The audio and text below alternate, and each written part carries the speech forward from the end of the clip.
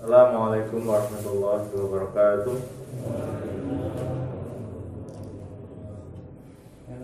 Alhamdulillahirabbil alamin wassalatu wassalamu ala nabiyina Muhammadin wa ala alihi wa sahbihi wa man tabi'ahum bi ihsanin ila yaumiddin, amma ba'du.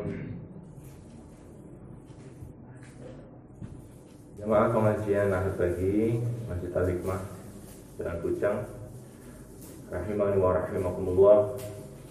Yang mudah-mudahan Allah senantiasa rahmati, Allah senantiasa lindungi kita semua, Allah senantiasa bimbing, ampuni, kemudian selalu dimudahkan untuk bersyukur padanya, mengingatnya dan bertakwa padanya.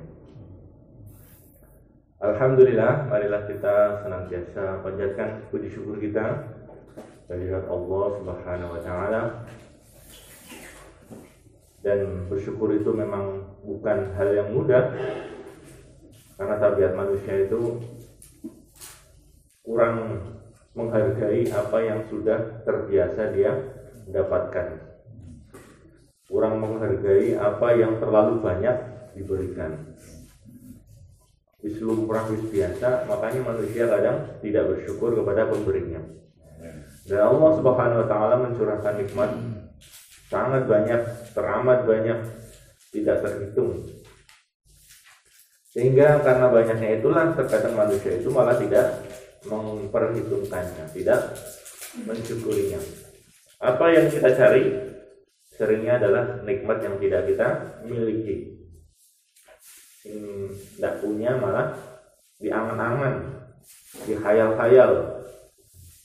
Sementara yang di genggaman, yang dipunya, yang Allah beri, malah dilupakan. Maka kita harus selalu memaksa diri kita, selalu ingat Allah, selalu bersyukur pada Allah, selalu bertakwa pada Allah, taat pada Allah, tunduk pada Allah, pasrah pada Allah. Pokoknya Allah, Allah dan Allah. Tentunya melalui cara-cara petunjuk Nabi Muhammad SAW, karena dia contoh kita. Wal in kuntum tuhibbunallaha fattabi'uni. Katakanlah jika kalian mencintai Allah, ikutilah aku, ikutilah Rasulullah SAW, karena beliau adalah yang paling paham cara bersyukur, cara mencintai, cara taat, cara bertakwa, cara bertobat, cara beribadah, cara bersabar. Semua pada Rasulullah. Allah jadikan Rasulullah sebagai utusannya yang menjadi contoh bagi seluruh umat manusia. Beliau SAW adalah rahmatan lil alamin. Beliau adalah Al-Quran yang sudah terwujudkan di dalam amal perbuatan. Kaum muslimin muslimat rahimani wa rahimakumullah, kita lanjutkan pengajian kita seputar akidah, seputar keimanan. Al-i'tiradu 'alal haqq azza wa jalla 'inda nuzul al-iqdar mawdud din, mawdud tauhid, mawdud tawakkal wa ikhlas. Memprotes kepada Allah, menentang Allah atau memprotes Allah azza wa jalla ketika turunnya takdir, ketika terjadinya takdir, merupakan tanda kematian agamanya, kematian tauhidnya, kematian tawakalnya, dan kematian ikhlasnya. Jadi karena memang Allah Subhanahu wa taala adalah penentu segala sesuatu. Ala kulli syai'in qadir. Qadir takdir. Allah adalah berkuasa atas segala sesuatu, penentu segala sesuatu, pencipta segala sesuatu. Allah ketika setelah menciptakan, setelah itu sampai seterusnya makhluk itu masih dalam genggamannya, tidak ada yang lolos. Berbeda kalau orang yang membuat sesuatu sudah tidak berkuasa lagi terhadap sesuatu yang dia buat. Contoh orang yang bikin lemper, ya. Maka setelah bikin lemper, mungkin dia bikin lemper 500 lemper. Setelah itu dia sudah tidak berkuasa lagi dengan lempernya. Setelah dilempar ke pengajian, lempar ke pasar, dijual, sudah tidak berkuasa lagi. Terserah yang mendapatkannya mau diapa-apakan, mau dimakan, mau disimpan, mau dibuang, sudah tidak punya kuasa. Tapi kalau Allah terhadap ciptaannya masih terus berkuasa, bahkan mengatur, merawat, memberi rezeki, mengurus, menghidupkan, mematikan, menumbuhkan, bahkan menumbuhkan tiap rambut kita, gigi kita, tubuh kita, diatur semuanya. Tidak hanya kita, bahkan seluruh makhluk. Dia pula yang mengatur takdirnya. Nah, ketika kita memprotes atau marah atau kecewa atau apa, ya sebenarnya itu merupakan salah satu tanda kematian agama, kematian tauhid. Ya mungkin agamanya masih ada ya, tetapi ruhnya itu kurang diperoleh, ruh beragamanya. Tauhidnya juga, karena tauhid itu berarti kan kita mengesahkan Allah, termasuk mengesahkan Allah dalam masalah takdirnya. Allahumma la mani'a lima a'taita. Ya Allah, tidak ada yang bisa mencegah apa yang Engkau beri. Allahumma la mani'a lima a'taita wa la mu'tiya lima mana'ta. Dan tidak ada yang bisa memberi jika Engkau mencegah. Gitu kan? Semuanya betul-betul atas kuasa Allah. Mau tawakal, itu kematian tawakalnya juga. Karena sebenarnya kita memang harus pasrah kepada Allah Subhanahu wa taala setelah berusaha, tetapi tidak bisa menuhankan usaha. Kita menuhankan Allah. Menuhankan usaha mesti kecewa. Karena apapun usaha dan keinginan kita, yang terjadi adalah keinginan Allah. Kita usaha hanyalah ibadah. Usaha itu syar'inya. Usaha itu adalah ikhtiarnya, semacam syariatnya. Syariatnya untuk makan ya harus kerja, terus setelah kerja bisa beli beras, terus diliwet, kemudian matang cari lauk dimakan. Itu syariatnya. Wal ikhlas, dan kematian ikhlas. Orang wal qalbul mu'min, hatinya orang mukmin itu tidak mengetahui kenapa terjadi dan bagaimana terjadi, atau bahkan tidak peduli bagaimana dan kenapa semua ini terjadi, karena dia sudah tahu, ujung pangkalnya sudah tahu.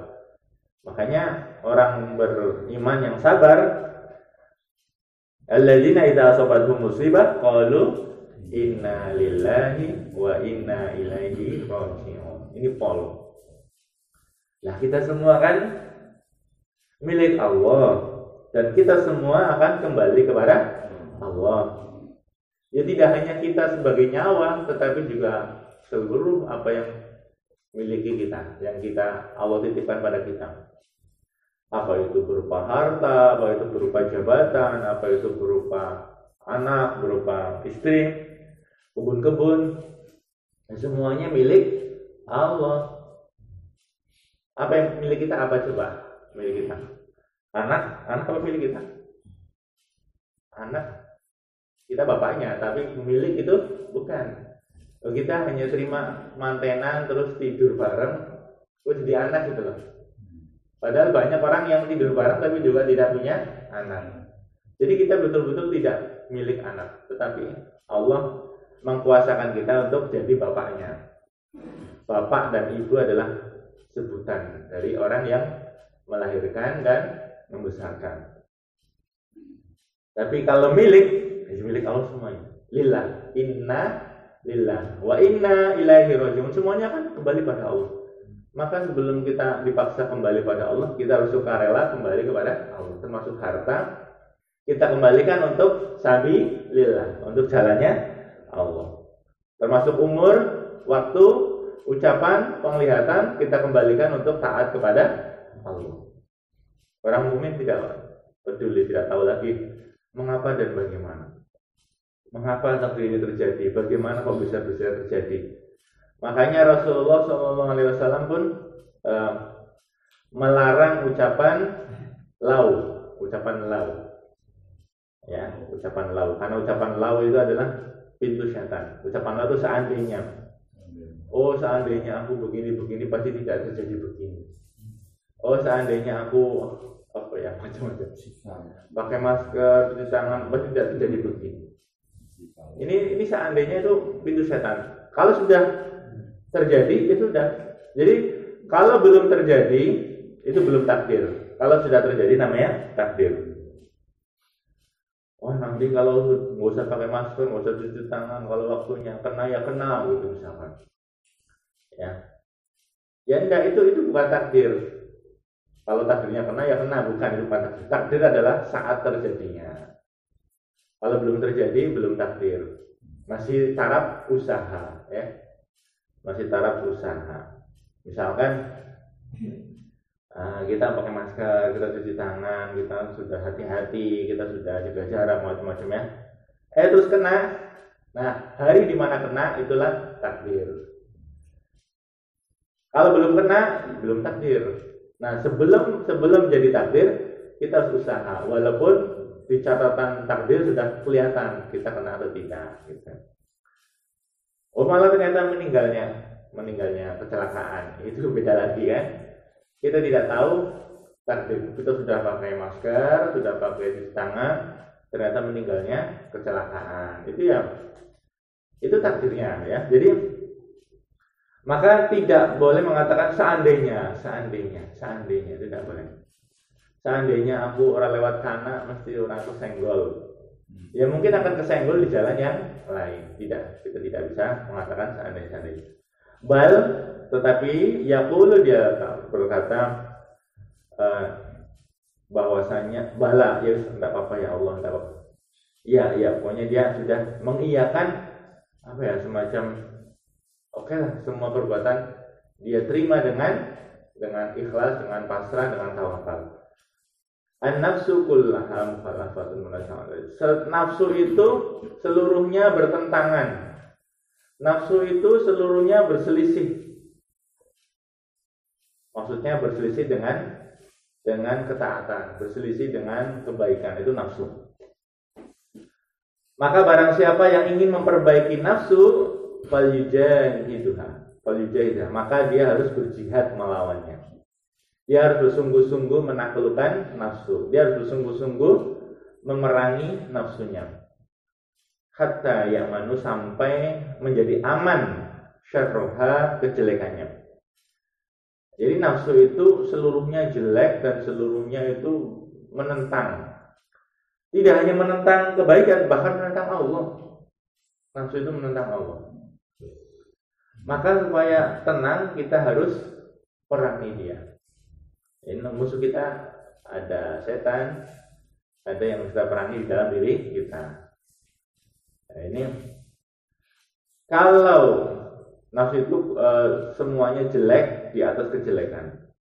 Apabila engkau telah berhasil mengalahkannya dan telah tenang, nafsunya menjadi mutmainnah, telah tenang, maka nafsu tadi akan menjadi baik dan baik di atas kebaikan, selalu baik. Ketika nafsu sudah berhasil ditaklukkan menjadi tenang, menjadilah muwafaqah, menjadilah dia itu sepakat fi jami'ut ta'ah, untuk melakukan semua ketaatan, wa fi tarki jami'il ma'asi, dan untuk meninggalkan maksiat. Nah, kalau nafsu sudah berhasil ditenangkan, dia jadi sepakat untuk melakukan apa-apa kebaikan, apa-apa ketaatan akan mau, dan mau meninggalkan apa-apa berupa maksiat. Dan ketika itu nanti dikatakan, ya ayyatuhan nafsul mutmainnah irji'i ila rabbiki radiyatan mardiyah. Wahai nafsu yang tenang, wahai jiwa yang tenang, pulanglah kepada Tuhanmu, kembalilah kepada Tuhanmu, diridhoi dan meridhoi, menjadi puas, diridhoi dan puas, gitu ya. Ini kalau nafsu sudah mutmainnah, ini dipersilahkan kembali pada Tuhannya dan masuk ke dalam surga. Fadkhuli jannati, masuklah kepada surgaku.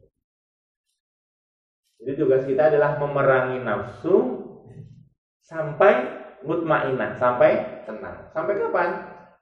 Sampai selamanya, sampai akhir hayat, ya. Tetapi kalau kita memerangi nafsu dengan kekuatan kita sendiri, itu pertarungannya akan abadi. Bagaimana supaya lebih cepat? Kita minta tolong kepada penciptanya nafsu. Kita minta tolong kepada Allah Subhanahu wa Ta'ala.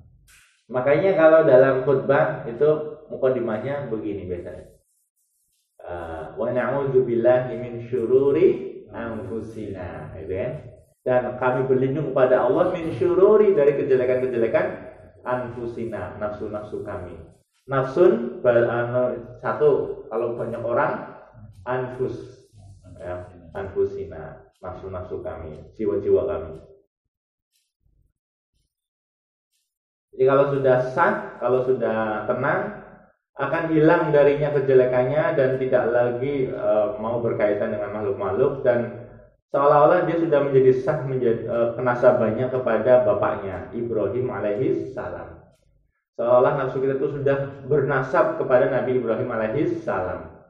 Karena sesungguhnya Nabi Ibrahim itu sudah keluar daripada nafsunya. Sudah tidak tersisa lagi di dalam dirinya hawa nafsu yang mengalir. Dan hatinya sakinun, hatinya selalu tenang. Ja'ahu anma' minal makhluqat, datang berbagai macam makhluk dan mereka mengajukan diri mereka untuk menolong fi muawanati, di dalam menolongnya Nabi Ibrahim, wa huwa yaqul, tetapi dia berkatakan la uridu ma'unatikum.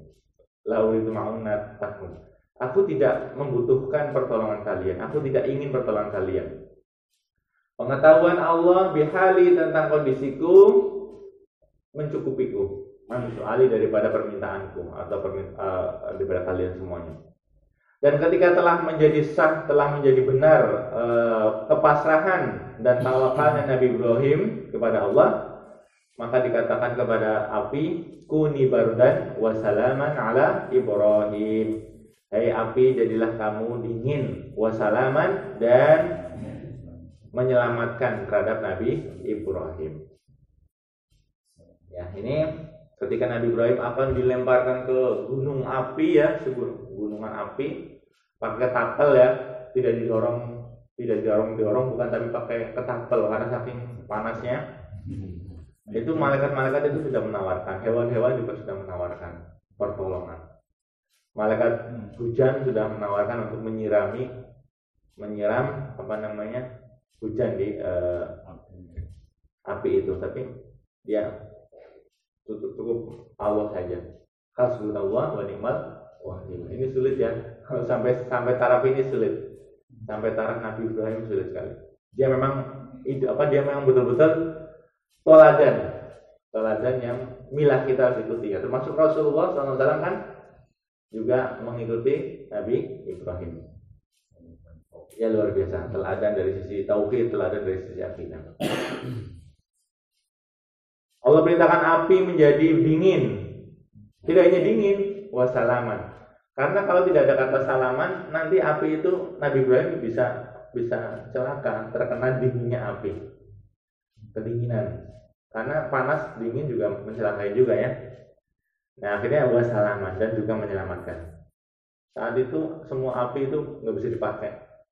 Saat menjadi dingin itu, semua api di dunia nggak bisa dipakai. Hewan-hewan juga menawarkan pertolongannya. Cuma ada satu cicak apa tokek lah yang malah meniup-niup api supaya semakin besar. Makanya Rasulullah perintahkan untuk dibunuh. Seanak turunnya, ya, padahal yang bersalah mungkin yang di zaman sana, ya. Pertolongan Allah Azza wa Jalla lisabir untuk orang yang bersabar bersamanya di dunia bighairi hisab, di dunia tanpa perhitungan.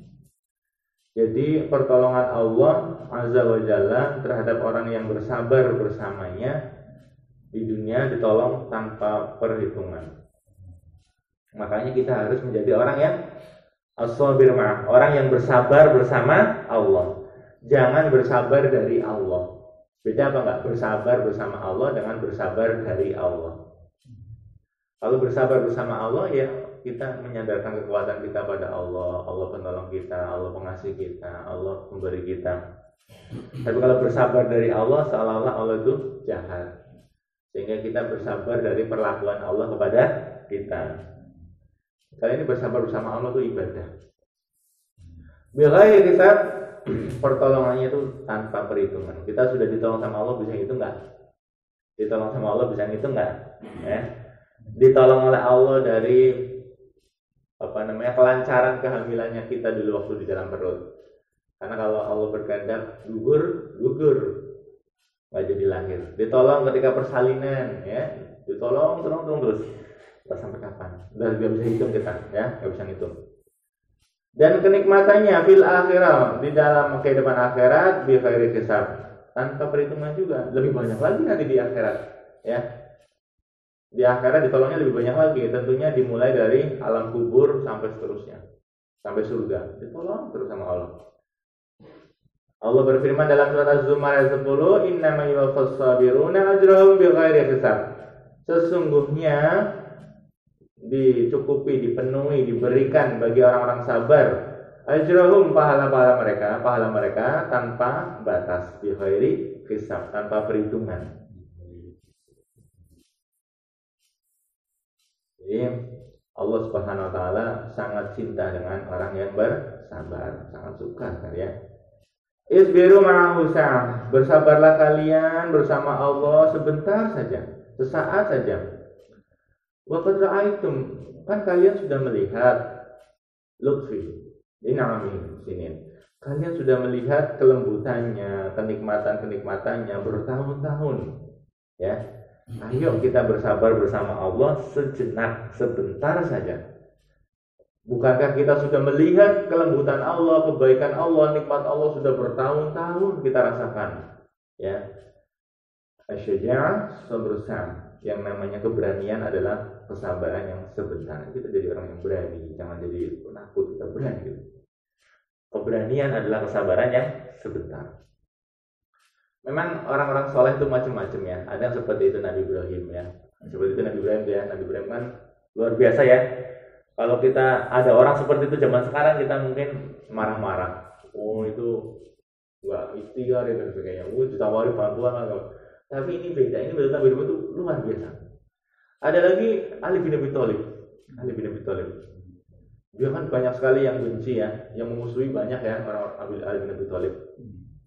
Tapi kemana-mana tuh nggak pernah dikawal, padahal dia khalifah. Kemana-mana nggak pernah dikawal.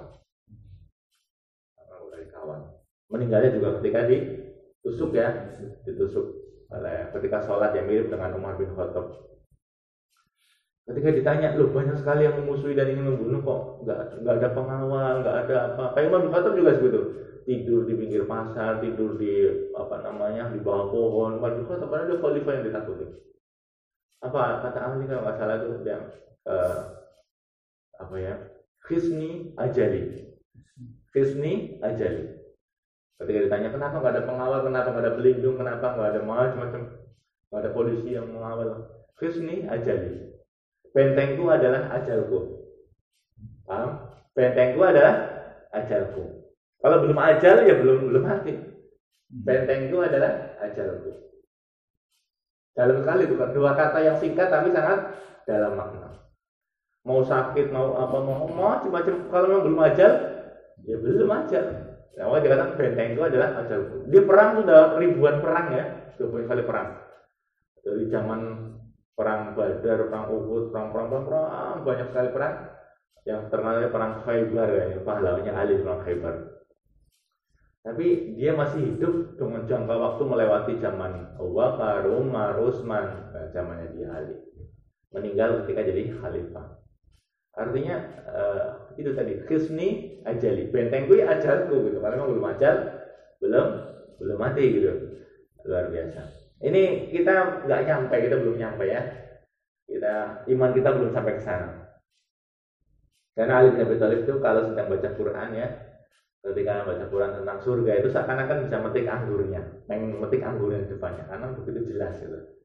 Sampai dia mengatakan kalau diperlihatkan kepada aku surga dan neraka sekarang, tidak akan bertambah imanku. Karena memang dari dulu sudah sangat kuat sekali ini ya keimanannya.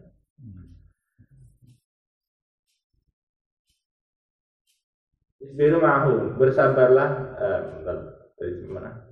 Ya.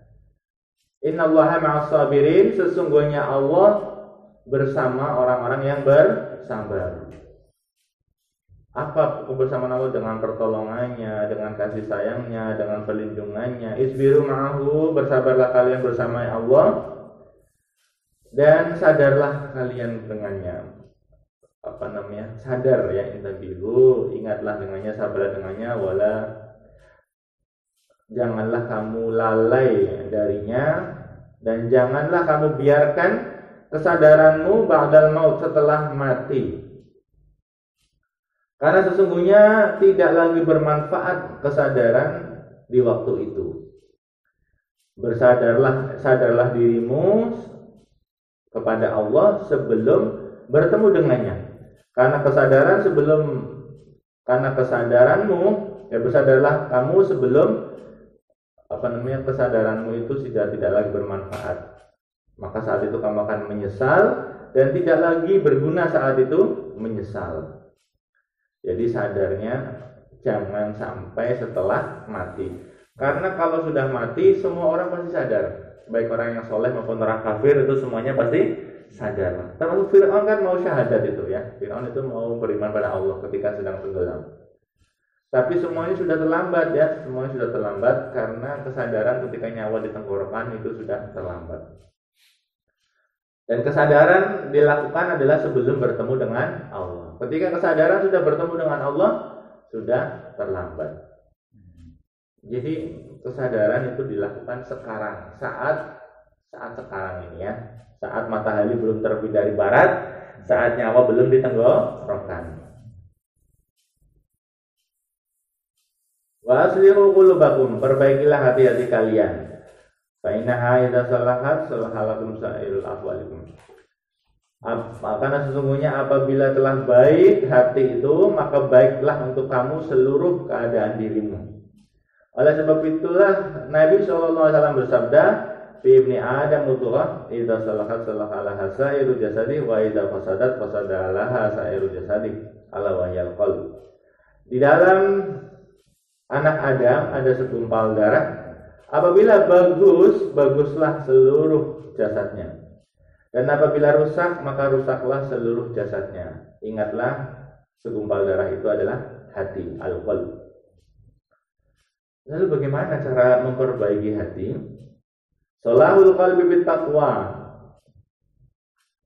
Yang namanya memperbaiki hati itu adalah dengan takwa dan tawakal kepada Allah Azza wa Jalla. Wa tauhid dan tauhid, wal ikhlas dan ikhlas fil a'mal, dan di dalam perbuatan amal. Jadi memperbaiki hati itu dengan takwa, dengan tawakal, dengan tauhid, dengan ikhlas. 4 ya.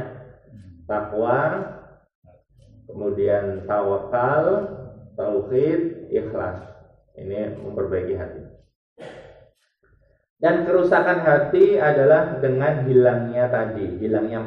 Hilangnya takwa, hilangnya tawakal, hilangnya tauhid, hilangnya ikhlas. Itu hati menjadi rusak. Al-qalbu ta'irun fi qafasin. Yang namanya hati itu ibarat burung di dalam sangkarnya. Seperti mutiara di dalam wadahnya. Dan seperti harta fi khizanah, di dalam lemarinya, berangkasnya. Seperti harta di dalam berangkasnya. Itu ibarat hati ya. Seperti burung di dalam sangkarnya, seperti mutiara di dalam wadahnya, seperti harta di dalam berangkasnya, atau seperti uang di dalam dompetnya. Maka perumpamaannya itu adalah dengan burung, bukan dengan sangkarnya. Dengan mutiara, dengan permata, bukan dengan wadahnya. Dan dengan harta, bukan dengan berangkasnya. Ya. Jadi kita tidak bisa dibedakan, tidak bisa dibuang antara jasad dan hati. Tetapi hati adalah intinya, gitu ya. Seperti hanya burung dan sangkar ya. Yang mahal itu kan burungnya. Yang jadi juara adalah burungnya. Tidak ada lomba burung lomba sangkar. Lomba sangkar itu enggak ada. Adanya lomba kicau burung. Dan sangkarnya. Sangkarnya paling hanya berapa ratus lah ya. Paling bagus ya paling berapa juta. Tapi kalau burungnya bisa lebih dari itu. Wadahnya mutiara, wadahnya perhiasan permata itu ya wadahnya memang kelihatan bagus ya, tapi nggak ada harganya. Sebagus apapun bahkan nggak ada harganya, karena yang dihargai adalah perhiasannya. Sebagus apapun dompetnya, yang penting uangnya. Karena kita tidak bisa belanja ke pasar dengan dompet. Bah tumbas sayuran di dompetnya. Di muka pulang duitnya, ya gue dompetnya nggak bayar, ya kurang. Karena yang penting adalah uangnya bukan dompetnya. Kalaupun dompetnya harganya sesuai dengan belanjaannya, mbah itu nggak akan mau beli, nggak mau menjual karena ngapa dompet itu kan yang dicari uangnya. Jadi ya itu seperti itu juga kita ya. Yang namanya jasad kita adalah seperti sarang tadi. Yang kita pentingkan adalah hati. Tetapi kebanyakan manusia memang menyibukkan dirinya dengan sarangnya, ya. Sing salon, sing keriting diluruskan, sing macam-macam rebonding, pokoknya glowing di poles seperti apa. Kendaraannya dimewah-mewah, bajunya dimewah-mewah, semuanya dibagus-bagus. Tapi lupa hatinya tidak dibagusi dengan takwa, tawakal, tauhid, ikhlas. Salat nggak ada takwa, nggak ada ikhlas, nggak ada tauhidnya. Salatnya ini seperti salatnya sarang kok. Tidak ada. Tapi kalau burung nggak ada sarangnya itu juga kabur ya. Uang tidak ada wadahnya memberah-memberah, ya kan? Tetap masuk saku itu juga wadah juga. Artinya aku harus sholat. Kenapa hatiku sholat? Itu juga salah. Karena tetap juga harus jasadnya bergerak ruku dan sujud. Ini satu kesatuan yang memang Allah yang mengatur, yang menciptakan. Jadi kita tidak bisa menolak jasad, tetapi jangan terlalu mementingkan jasad. Yang terjadi sekarang seperti itu. Tahsin, misalnya tahsin. Ya, saya juga tahu tahsin, tahu sekali. Tapi saya nggak mau dikenal sebagai pakar tahsin. Diam-diam saja. Jadi saya paham tahsin gitu. Tahsin itu sampai detail sekali. I-U-nya detail sekali. Tajwidnya, dengungnya, ya, kol-kolangnya itu detail sekali. Tapi yang kadang orang lupa tahsinul qulbinya. Mentahsin hatinya saat membaca Quran, itu kadang lupa. Akhirnya sholat ya imamnya mikirnya tajwidnya, mikirnya tahsinnya, tapi kolbune malah mikir tajwidnya dong. Nah ini juga salah juga. Tapi baca Quran nggak benar juga kurang bagus, tetapi tidak bagus, kekhusyuannya itu juga lebih tidak bagus lagi. Jadi kesibukan kepada sarang, kesibukan kepada kandang ini juga tidak bagus. Makanya Allahumma azghil jawarihina bi ta'atika. Ya Allah, sibukkanlah hati kami, sibukkanlah anggota badan kami dengan taat padamu. Dan sibukkanlah hati kami dengan mengenalmu. Dan sibukkanlah seluruh hidup kami, malam dan siang kami, sibukkanlah ya Allah dengan taat padamu. Kemudian dan pertemukanlah kami dengan orang-orang yang telah dahulu menjadi orang-orang soleh. Dan berikanlah kami rezeki sebagaimana Engkau memberikan rezeki kepada mereka orang-orang soleh. Dan Engkau ya Allah, jadilah Engkau kepada kami sebagaimana Engkau menjadi kepada mereka orang-orang soleh. Allahumma amin.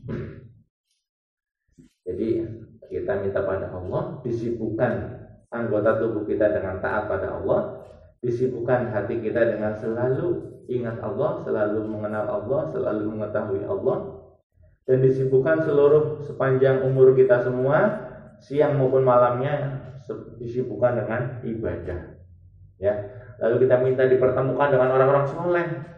Orang-orang soleh yang bisa membimbing kita selalu ingat kepada Allah, selalu menuju kepada Allah, selalu ikhlas kepada Allah. Lah itu jarang gitu ya. Jarang. Orang-orang seperti ini jarang. Orang yang pernah nyampaikan, orang yang mencari dunia, sibuknya dunia, banyak apa sedikit? Banyak. Orang yang sibuknya adalah dunia sangat banyak.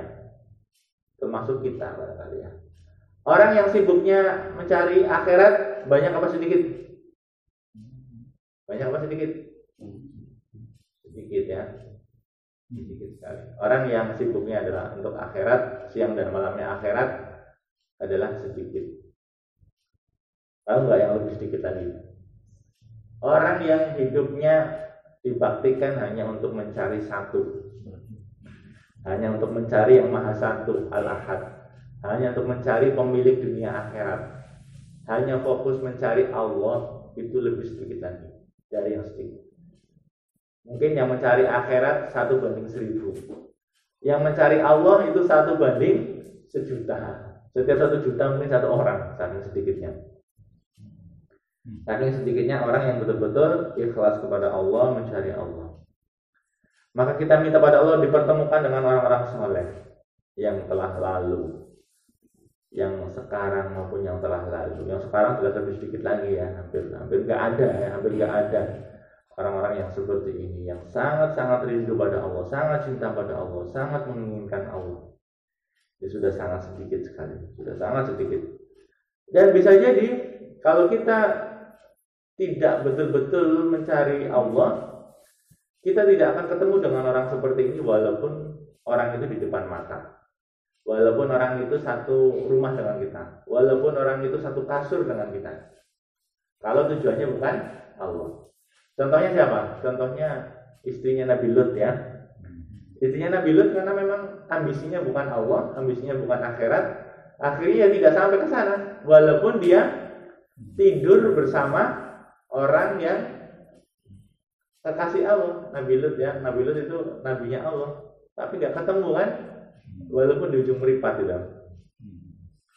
Abu Lahab dengan Rasulullah, kan Abu Lahab ambisinya dunia, ya nggak ketemu dengan Rasulullah, padahal keponakannya sendiri.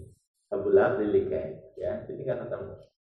Tetapi kalau orang yang betul kerinduannya, cintanya, tujuannya adalah Allah, dia akan ketemu dengan orang-orang itu, walaupun sudah tidak sezaman. Dia akan selalu merasa ketemu dengan Rasulullah. Ketemu maksudnya hatinya dia gumandil kalau kanjeng Nabi, karo Abu Bakar, karo Umar, Utsman, Kiai Dahlan, Ali bin Abi Thalib, semuanya orang-orang saleh zaman dulu, Imam Bukhari, Imam Muslim, Imam Ahmad, Imam Malik, seolah-olah kita berkumpul bersama mereka walaupun jasad kita di tahun 2021. Ini karena masalah ruh ya, masalah cinta. Cinta itu masalah ruh. Tapi kalau orang yang ambisinya adalah nafsu dan dunia, dia tidak akan ketemu walaupun orang yang bisa membimbingnya itu sangat dekat, gitu ya. Akan terhalang. Wahai kaum manusia, jadilah kalian kepada Allah sebagaimana jadinya orang-orang soleh kepadanya. Bersikaplah kepada Allah sebagaimana sikapnya orang-orang soleh kepadanya. Sehingga kalau kalian sudah bisa seperti itu, Allah akan menjadi untuk kalian sebagaimana Allah menjadi untuk orang-orang soleh itu. Kalau kita ingin diperlakukan oleh Allah sebagaimana Allah memperlakukan orang-orang soleh, ya kita harus memantaskan diri kita menjadi orang yang berhak untuk diperlakukan oleh Allah sebagaimana Allah memperlakukan orang-orang soleh, gitu ya. Jadi kalau kamu menginginkan, in aradtum ayakunal haqq azza wa jalla lakum, jika kalian menginginkan Allah Subhanahu wa taala untuk kalian, fastaghillu, maka sibukkanlah kalian bi ta'atihi, dengan taat padanya, wasabru ma'hu, dan bersabar bersamanya. Sibukkan diri dengan taat dan bersabar bersamanya. Waridha bi af'alihi, dan ridho dengan semua perbuatan Allah. Perbuatan Allah pada diri kita dan perbuatan Allah kepada orang-orang selain kita. Ya. Sekarang kematian kan beridil banget ya. Saya ngadusi setiap hari sebanyak sekali, tidak kehitung. Nah, jadi kita harus ridho dengan perbuatan Allah pada kita dan perbuatan Allah kepada seluruh manusia, seluruh makhluk bahkan ya. Fiikum fi af'ali fiikum wa fi ghairikum. Ridho terhadap perbuatan Allah terhadap kalian, wa fi ghairikum, dan terhadap selain kalian. Ya. Jadi kita harus berusaha seperti itu. Orang-orang soleh mereka zuhud, mereka berzuhud di dunia ini. Mereka tidak mereka mungkin orang kaya tapi mereka zuhud, tidak menjadikan dunia di dalam hatinya. Dan mereka mengambil dunia